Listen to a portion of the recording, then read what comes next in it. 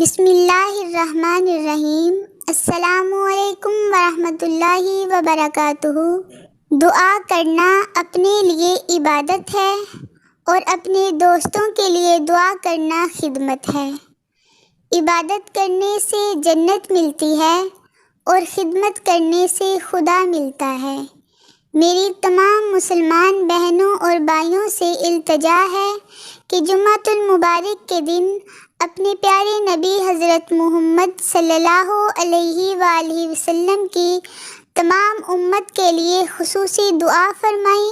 اللہ تعالی ہم سب کی دعاؤں کو اپنی بارگاہ میں قبول فرمائے، آمین ثم آمین۔